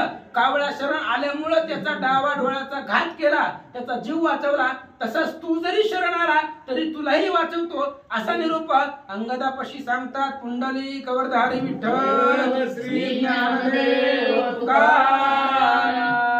श्री गणेशाय नमः, श्री सरस्वते नमः, प्रभु रामचंद्राय नमः. आईची दुर्बशिका दारुण सुटल्या माझे दुर्धर, बाण पक्षी ओवनी पळता जाण, जीवे रावण मारिना. असो पांडुरंगा करू प्रथम नमन दुसरे चरण संतांच्या पंचकृपा आशीर्वाद आणि कथेचा विस्तार बाबाची सद्गुरुत असतो. का बसले सर्व श्रोते मंडळी, साधू संतांना साष्टांगपणे पाठ करून कथेला सुरुवात. कथेचं अनुसंधान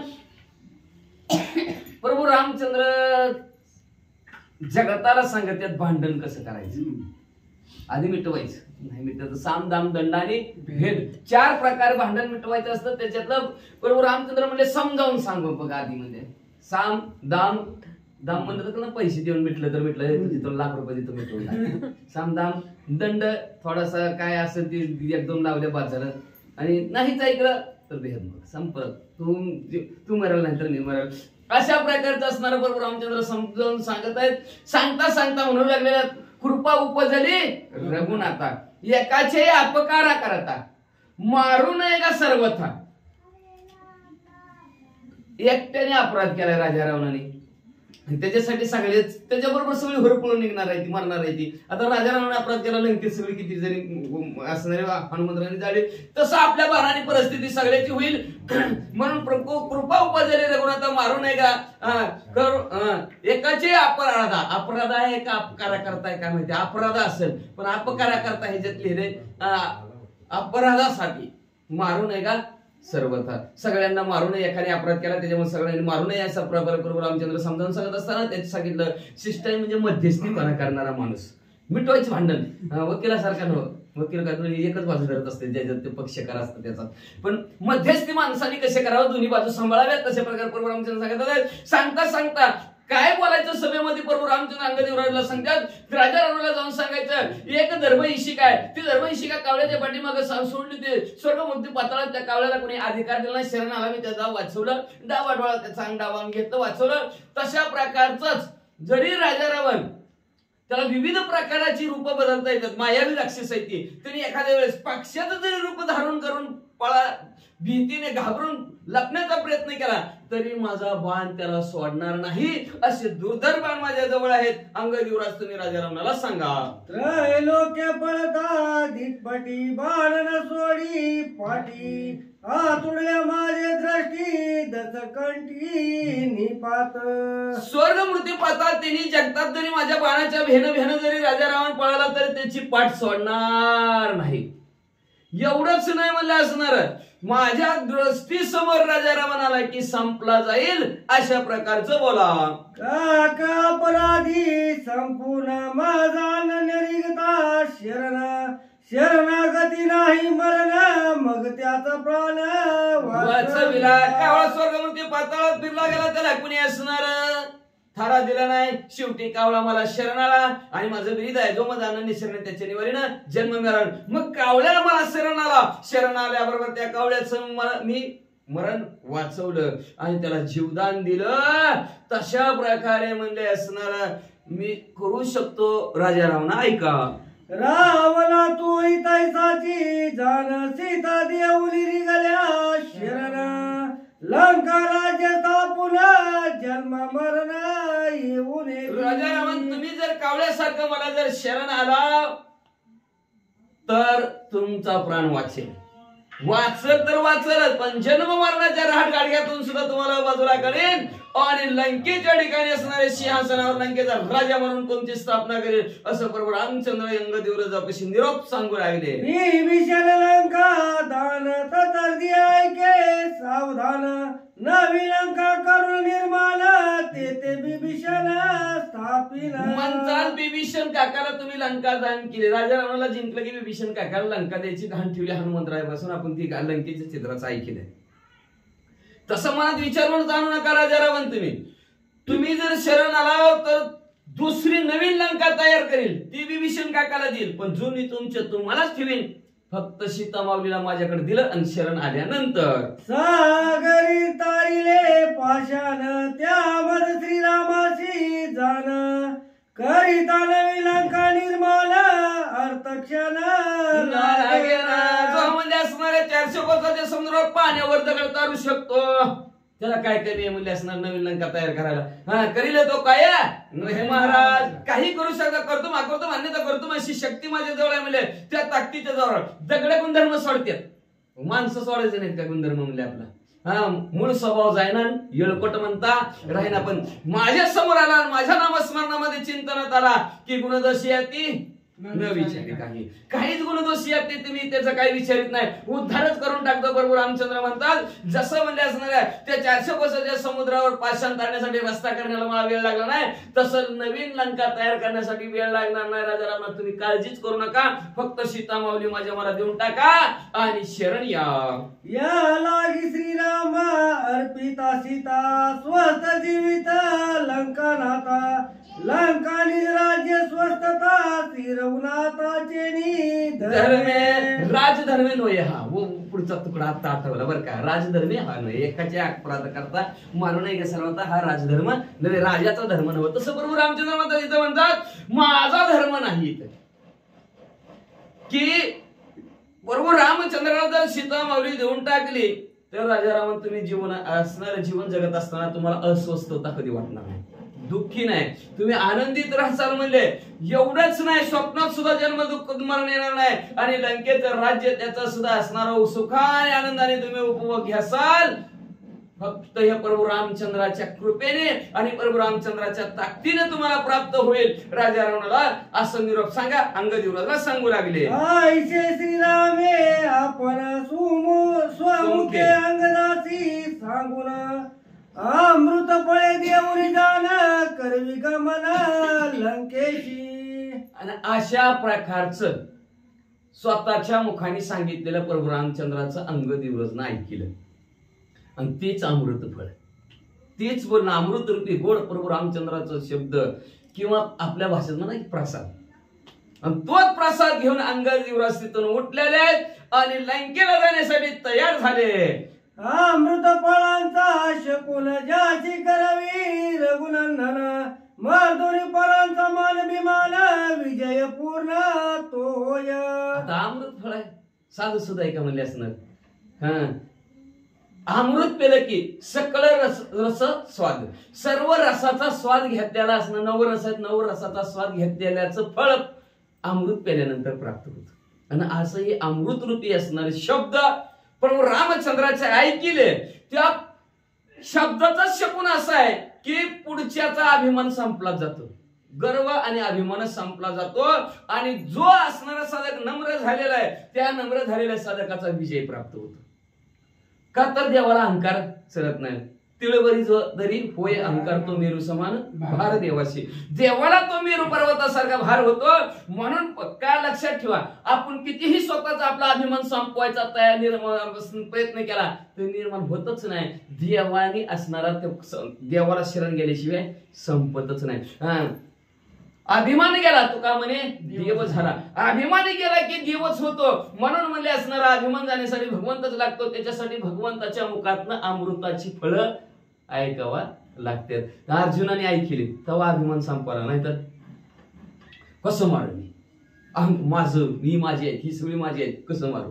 ज्यावेळेस भगवंताने असणारा उपदेश केला त्या अर्जुनाला कुरुक्षेत्राच्या ठिकाणी त्यावेळेस अभिमान अर्जुनाचा संपला आणि अमृतरूपी बोलणं ऐकलं आणि बोलणं ऐकल्यानंतर अर्जुनाचा विजय झाला.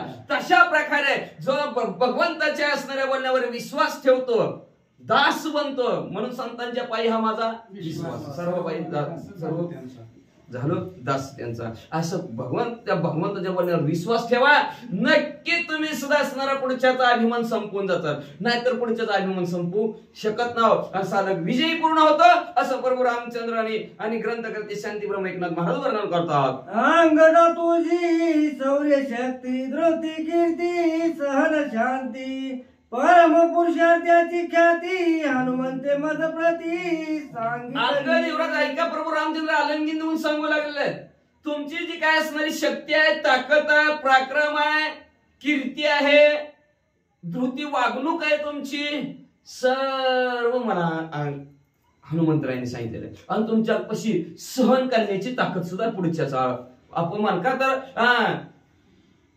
संत जेणे व्हायचे त्याने जग बोलणे सुशिजे. संत व्हायचंय तर त्याने अपमान सहन करावं लागणार, मान अपमान दुरावीला मान अपमान अभिमान दुरावावं लागणार आहे. आणि तो तुमच्या दुरावण्याची ताकद आहे मला सर्वचे सर्व असणाऱ्या हनुमंतरायांनी सांगितलेलं आहे. असं असणारा प्रभू रामचंद्र अंगदेवराजला म्हणू लागले. अंगद माने श्री रघुनाथा आज्ञाप्रमाणे जी समर्था सोय पुरुषार्थ बोलता अति मूर्खता येऊ पाहे. अंगदेवराज म्हणजे प्रभू रामचंद्र तुमच्या आज्ञा शिरसावंदी आहे. आणि तुम्ही बरं झाला हनुमंतराय स्वकीर्ती सांगू नये कीर्ती मानवाची बी वर्णू नये. का तर भगवान लक्षात ठेवा भगवंताचं चरित्र आहे भगवंताचीच कीर्ती. नंतर आपल्यात असतं अर्धा तास तर रावण घेतला की ते माणसाने ठेवलं की त्याच गोळा करत बसायचे नाव त्यांची. कीर्ती मानवाची वर्णू नये स्वकीर्ती मुखे बोलू नये. स्वतःची कीर्ती स्वतःने सांग. दुसऱ्याने अंगदेवराला उठून म्हणता नव्हतं 20 पद्म वानर बसले होते. अंगदेवराज प्रभू रामचंद्र तुम्ही काय काळजी करू नका मी जातो घेऊन सगळं असणारं शिष्टाई करून येतो म्हणता आलाच. आपण आपलं बोलायचं नाही, दुसऱ्याने नाव घेतलं पाहिजे. आपलं नाव दुसऱ्याने घेतलं पाहिजे. आपण स्वतः तर घेता मी आहे माझ्यासारखं कोणीच नाही. दुसऱ्याने म्हणलं पाहिजे माणूस. तसं असणार अंगदेवराज म्हणले बरोबर रामचंद्र तुमच्या आज्ञाप्रमाणे म्हणल्या आणि तुम्ही म्हणताल तसं म्हणले असणार का समर्थ प्रभू रामचंद्र तुम्ही करतो मान्यता करतो तुमची शक्ती आहे म्हणजे. आणि स्वतःचा पुरुषार्थ स्वतःची ताकद बुद्धवशिराला दाखवून सांगून उपयोग नसते. आणि आपण जर आपण स्वतः सगळं लय हुशार घ्या नुसत्या मोठ्या बड्या बाता मारतय आहे का नाही म्हणतात का माणसं. दुसऱ्याने म्हणलं नाही खरं असेल असं अशा प्रकारचा असणारा का तर स्वतःचा पुरुषार्थ स्वतःची ताकद आपण सांगितली तर तिथं मूर्खता येते अंगदेवराज म्हणतात. सोमुचिया पुरुषार्था तुझी आज्ञा श्री रघुनाथा काय सिद्धेची ये माता आम्हा विजयता श्रीराम. असो प्रभू रामचंद्र, आमचा जी काय ताकद असेल, शौर्य असेल, पराक्रम असेल, सर्व तुमच्यामुळेच आहे म्हणजे प्रभू रामचंद्र. तरी पण तुमची आज्ञा शिरसावून दे. आज्ञाधारक होतो आम्ही, तुमची आज्ञा आम्हाला शिरसावून द्या. आणि जी काय आमचं आम्ही कार्य हातात घेतलेलं आहे ती हाती कार्य होण्याचं सुद्धा तुमच्या कृपेमुळेच आहे प्रभू रामचंद्र. लक्षात ठेवा, विजय प्रभू रामचंद्र तुमच्यामुळेच आहे. मनाला किती बी वाटलं मिळावा तरी मिळत नाही, नाही मिळावा तरी मिळण्याशिवाय राहत नाही. आपल्या हातात काय नाही, सांगू का नको. पुण्य बी वाढवायचं असलं तरी आपल्या हातात नाही, पाप बी करायचं असलं तरी आपल्या हातात नाही, मिळायचं म्हणलं तरी आपल्या हातात नाही. हे प्रारब्धाचीच आहे, भगवंताच्या हातात आहे. लय मोठं एका जणाच्या घरी लय मोठं धन होतं, वाटावं कुणाला पंचायत, वाटावं कुणाला पंचायत, ह्याला द्यावं का त्याला द्यावं, कुणाला द्यावं कुणाला द्यावं कळानाच गेलं. जावं वाटत होतं, स्वतः जवळच जावं असं वाटत होतं, द्यायचं कुणाला, कोणाचं नाही म्हणजे आता सांभाळायचं कोणी, देऊन टाकून. ती म्हणजे असणार राजाला देऊन टाकू, म्हणजे राजाला देऊन टाकू. राजा प्रजेचं पालन व्यवस्थित करतोय, त्याच्या कामाला येईल, काय बी गावात असणार सुखसोयी करेल. एखाद्याला देऊन काय करायचं, राजाला देऊन टाकू म्हणले, धन एवढं मोठं, बरं राजाला देऊ म्हणले. पण राजा काय असं घेतो, घेईल काय म्हणले, घेईल का राजा, हो धरा हो मामा, गरीब घेईल पण राजा घेईल का, घेणारच नाही म्हणले. मग राजाचा काहीतरी अपराध करायला पाहिजे म्हणजे आपण. राजाचा अपराध केला तर राजा आपल्याला दंड देईल, आणि दंडात ती आपली दंडवड देऊन टाकायची. असं विचार केला, आणि विचार केल्याबरोबर नवरा बायकोने विचार केला काय करायचं म्हणजे ना. राजा सिंहासनावर गेलेला असेल, गेल्याबरोबर राजाच्या द्यायची कॉन्सुल ठेवून म्हणले नसते, असा हाणायचा राजाला की सगळ्यांनी धरलं पाहिजे, आणि द्या रे ह्याला दंड, कोणावड्यात टाका, कोणावड्यात नसलं टाकायचं तर याला 10 लाख रुपये. आपल्या भाषेत सांगा की 10 लाख रुपये, तिकडे संपत्ती असेल 10 लाख म्हणा, आपल्याला म्हणे ती 10 लाख ह्याला दंड, आपल्या घरचं 10 लाख उचलायचं, त्याला देऊन टाकायचं, आपण मोकळं व्हायचं. असं विचार नवरा बायकोने केला. बरं मला गेला, राजा सभेत बसलेला होता, गेला की बरोबर गेला सभेत बसला, ही गेला तडा लावली राजाचा कंटाळा, तर राजाच्या डोक्यावरचा मुकुटच खाली पडला. असा खाली पडला की राजा कळत न कळत काय माहिती राजाच्या मुकुटात बसलेला होता नाग. तेवढ्या ह्या माणसाला धरलं, सगळ्यांनी धरलं की ह्याला म्हणले ह्याच्यामुळे आपल्या राजाचा जीव वाचला म्हणले. ह्या थोड्या वेळाने का होईना पण नाग म्हणले राजाला चावला असता, राजा मेला असता म्हणले, लय राजाचं मोठं काम केलं म्हणले, त्याला बक्षीस. गरीब होता 10 लाख आणून दिलं, 10 लाख, आता झालं 20 लाख, आता झालं 20 लाख. आता काय करायचं म्हणजे, आता तर डबलच वाढले. आता म्हणजे राजाचा आपण तसं करायला गेलो, आता म्हणजे राणीकडे जायचं, राणीचाच अपमान करायचा म्हणले. राणीचा अपमान केला की राजाने 100 डबल झाले म्हणले. आता सगळं 20 लाखचे 20 लाख डबल करेन म्हणले, सगळं देऊन टाकू म्हणले राजाला. हाय का आपल्या हातात, वाढवायचं म्हणलं तरी नाही, बळच वाढलं साप. मग मला काय करायचं म्हणला, आता म्हणजे सकाळ जायचं म्हणले, तुम्ही बायको म्हणजे सकाळ जायचं. राणी साहेब आंघोळ करत असतील म्हणजे डायरेक्ट जायचं त्या महालामध्ये, त्यांच्या स्नानगृहामध्ये जायचं म्हणजे, आणि हात धरायचा म्हणजे डायरेक्ट राणीचा, नाही तर बळायचं म्हणजे बाहेर. बरं म्हणला, जातो म्हणला. मग लय भली मोठी शिक्षा करतील म्हणले तुम्हाला, सगळंच आपलं 20 लाखचे 20 लाख जातील म्हणला.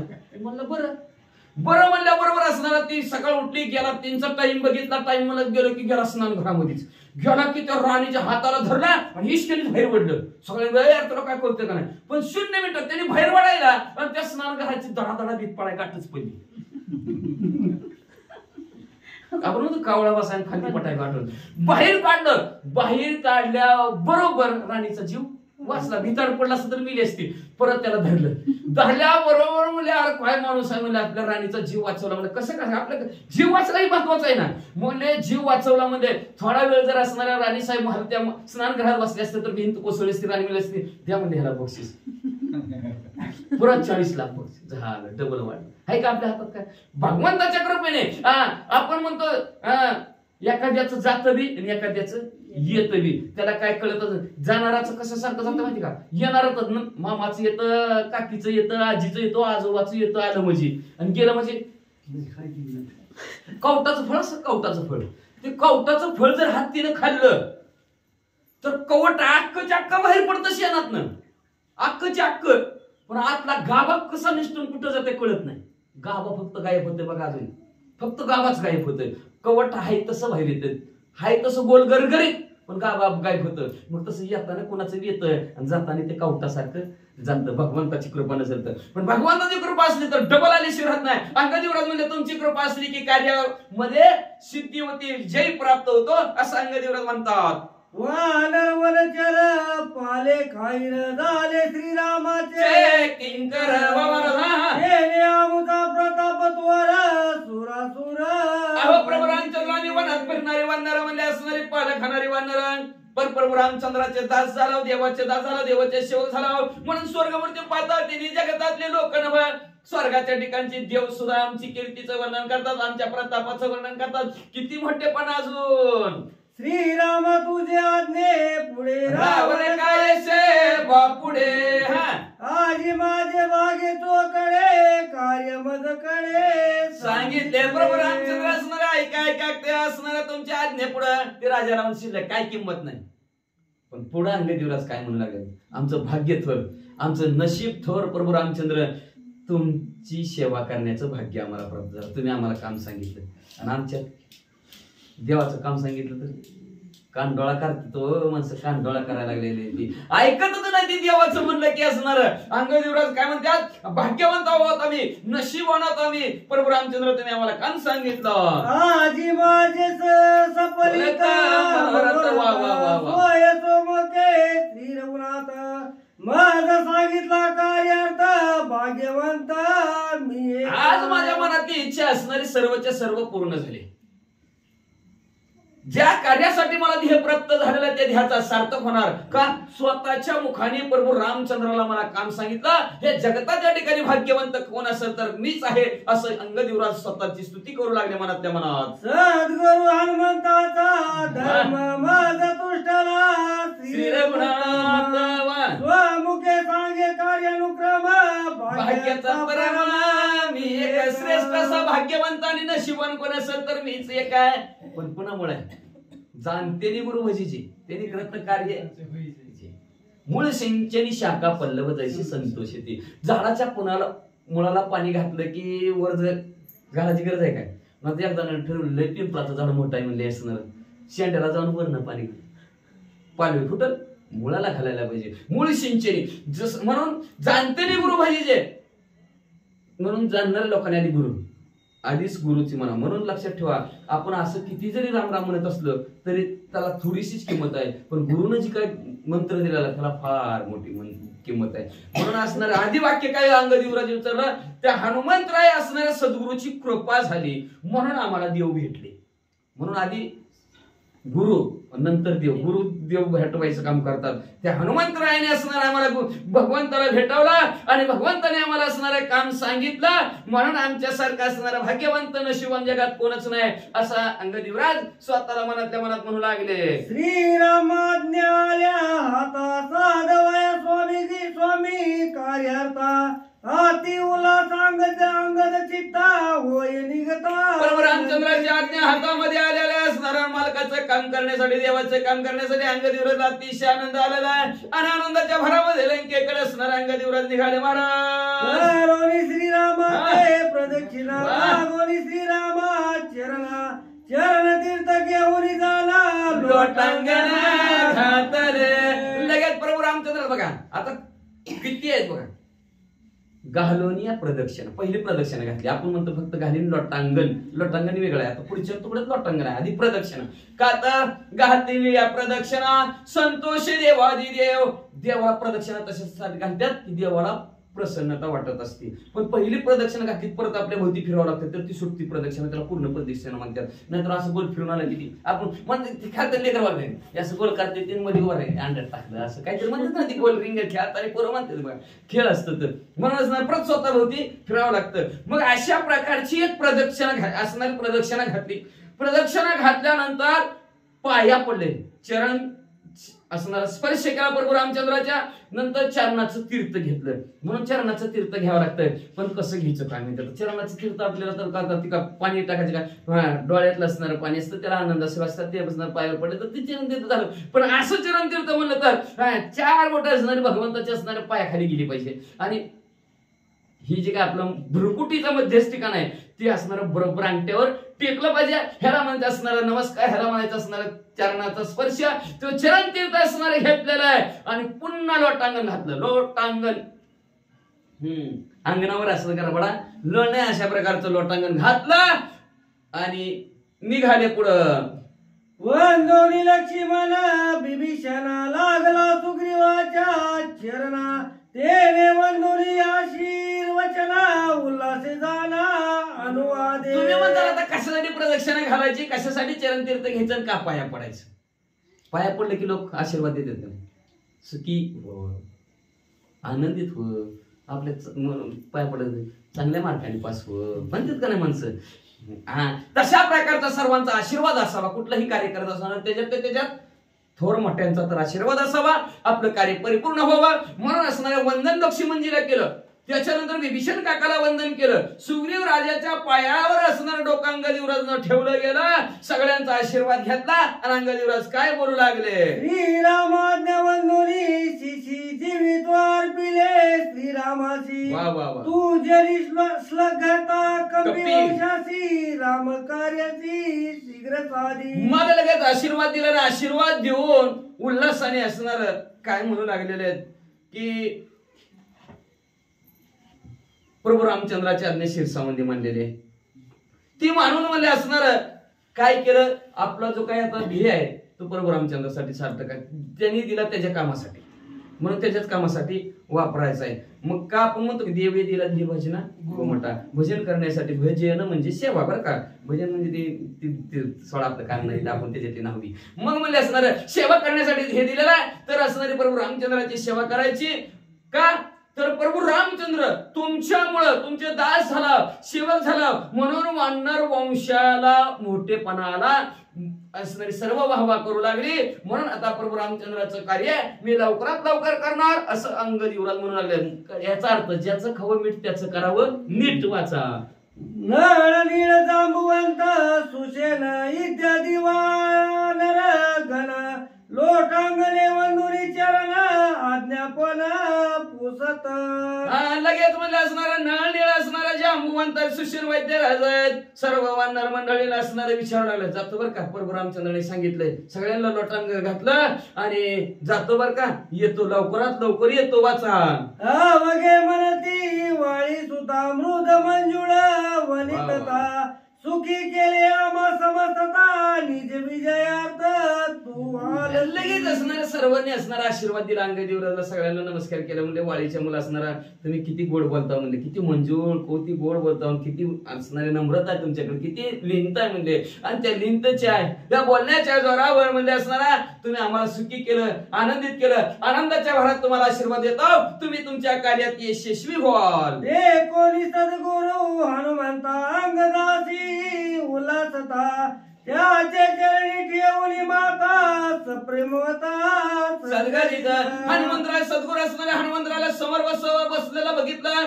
उल्हासांत करण्याच्या ठिकाणी अंगदेवराज त्याला जवळ गेला. हनुमंतरायाच्या पायावर डोकं ठेवलं आणि कंठ सद्गदित झाला. तुमची असणारे तुम्हाला शरण गेलो म्हणून आज आम्हाला देवाचं कार्य आमच्यापर्यंत पोहोचलं गेलं. आम्हाला करायची असणारी इच्छाही निर्माण झाली आणि आमच्या हातात ते कार्य करा म्हणून बी असणार आलं. म्हणून हनुमंतराय तुमचे फार फार आमच्यावर उपकार.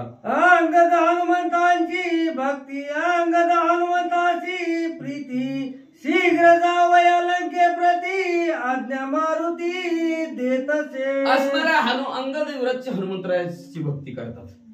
गुरु समजून म्हणले असणारे सद्गुरूच आहेत त्यांचे असणारे आणि त्या गुरुची भक्ती करतात अंगदेवराज. आणि हनुमंतरायाला सुद्धा अंगदाविषयी अतिशय आवड आहे प्रेम आहे म्हणून असणाऱ्या लगेच लगे आज्ञा हनुमंतरायाने सुद्धा प्रभू अंगदेवराजला दिली. तुम्ही लवकरात लवकर मालकाचं काम करण्यासाठी जावा. अंगदाची हनुमंते आश्वासोनी वरद हस्ते लंकेशी पाठविली त्या ते दशमुखाते गांजावया. असणाऱ्या अंगदेवराजला हनुमंतरायाने हे आशीर्वाद दिला आश्वासन दिलं म्हणले घाबरू नको काय नाही बाबा मी जाऊन आले म्हणले. अरे लंका जाऊन मी आले म्हणजे तू तर माझ्यापेक्षा असणार सगळी त्या वाळीचा मुलगा म्हणले असणार, सुग्रीवाचा मुलगा म्हणले असणार तू तर, मग आमच्यापेक्षा तू तर ताकदवान आहे म्हणजे घाबरून कसला राजाला पण काय नाही. मी एवढं करून आले म्हणजे काय काय प्यायची कारण नाही का असं आश्वासन दिलं आपल्या भाषेत म्हणायचं तिथं. मग म्हणले अंगदेवराला अतिशय आनंद उल्हासाला आनंदाच्या भरामध्ये असणार तुम्ही म्हणले असणार राजा रावणाला त्रास देण्यासाठी नक्की त्रास देणार मला माहिती आहे म्हणले असं अंगदेवराला हनुमंत राय म्हणले. आणि पुढं श्रीराम साष्टांग नमस्कार अवलोकोनी लंकापुरा करोनी राम नामे गजर अंगद वीरा. पुन्हा साष्टांग नमस्कार प्रभू रामचंद्र अंगदेवराजने केला आणि लंकापूर लक्ष केलं राजा रावणाच्या गावाकड. त्याच्या आणि प्रभू रामचंद्राच्या भांडणामध्ये मध्यस्थी करायची, दोघांचं भांडण मिटवायचंय, वाढवायचं नाही, मिटवायचंय आपल्याला. म्हणून अंगदेवराज प्रभू रामचंद्राच्या नावाचा गजर केला आणि आकाश मार्गाने तिकीट विमानाचं काढल्यासारखं काढलं त्यांनी वाचा.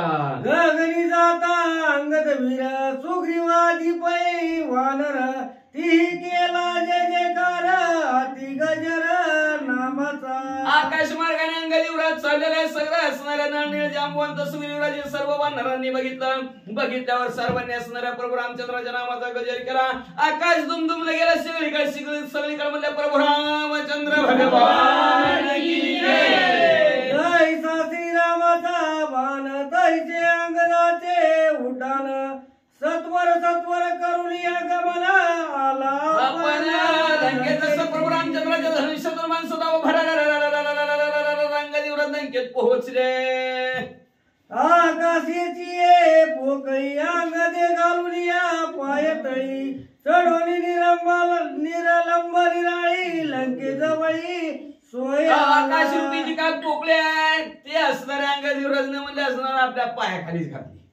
कळलं ना गोस्पर जसं असणार पाणी जसं ओलांडावं गायनं खड्डा पाण्यात ओलांडतो आपण तसं म्हणजे भर अंगदेवराज आकाश मार्गाने म्हणजे असणार लंकेत पोहोचले. बाळ सूर्य रसे होतीला किंवा तेजे घडला तैसा अंगद शोभला लंके आला दैदिप्यमान. जसं म्हणजे बाळ सूर्य सकाळचा लाल भडक असावा किंवा म्हणजे एखादा असणारा अग्नीचा असणारा गोळाचा असावा तशा प्रकारचा असणारा दैदिप्यमान तेजस्वी अंगदेवराज लंकेत पोहोचले.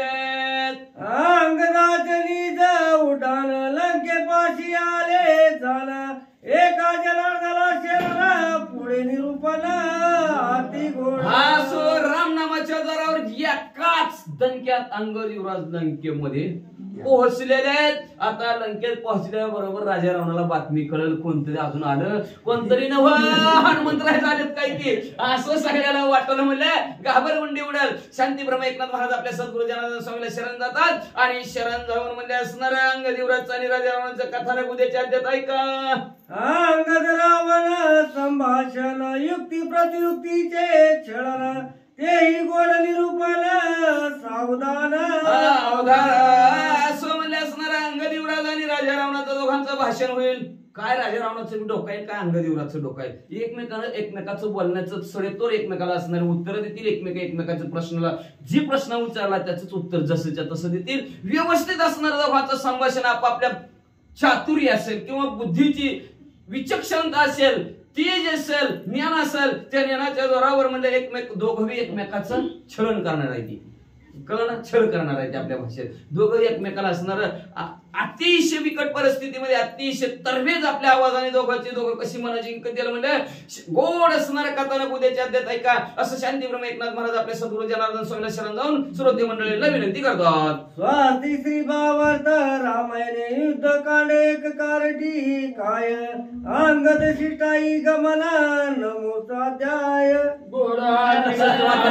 कृष्ण